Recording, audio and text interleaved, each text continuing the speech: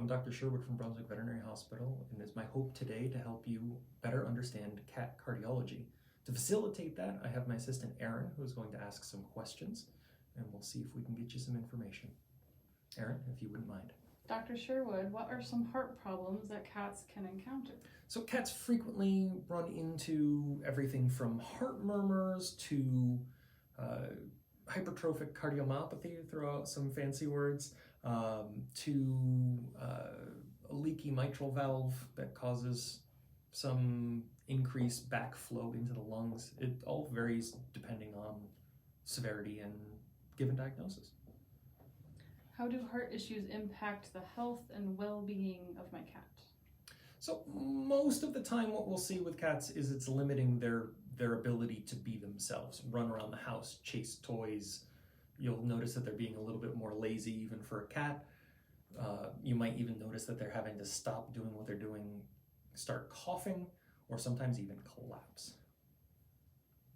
What preventative measures do veterinarians recommend to help avoid feline cardiology issues? So prevention is a little bit challenging because most of our cardiac issues are genetic. They're acquired over time. So the biggest thing that we can do is make sure that for any cat under 7, they're getting their annual physical exam. Any cats over 7, that we're starting to do those exams every 6 months, just to make sure that we're catching anything as it's happening, because cats tend to hide their cardiac disease incredibly well. What are some signs and symptoms of cat heart issues, and what problems can they cause? So typically cat heart issues, we will see decreased running around, playing, less interest in being active. We will see occasionally collapse. We'll see some coughing. Usually I see that coughing when they're calm, quiet, relaxed, occasionally when they get very excited. Oftentimes we will see that it looks almost like an asthma attack when that coughing happens. Why is it important to avoid self-diagnosing heart problems in your cat?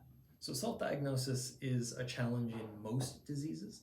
In cardiac disease, because there's a risk of any of these signs being infectious in nature, due to neurologic issues, sometimes just the cat being the cat, sometimes due to musculoskeletal issues. There are so many reasons why this might happen.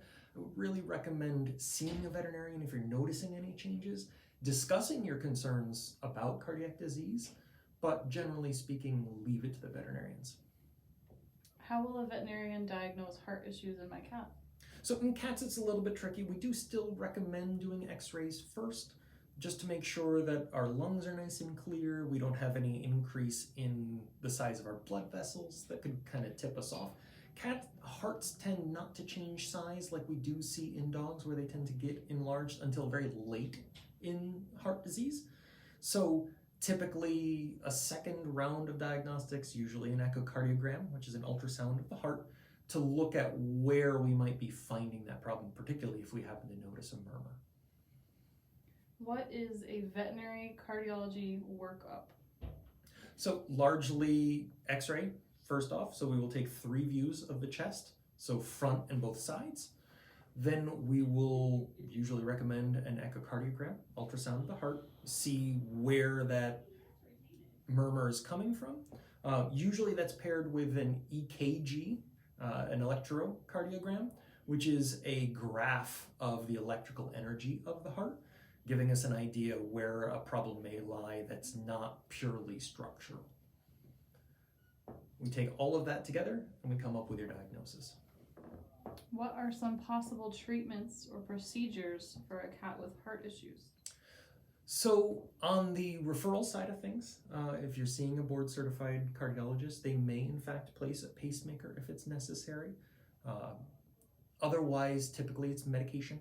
So medication to limit the amount of fluid building up in the lungs, if we're noticing that. That's a diuretic called Lasix. Or a procontractility, a drug that helps the heart beat a little bit more firmly, called pimobendan. And oftentimes some blood pressure medications if we're happening to notice that our blood pressure is elevated.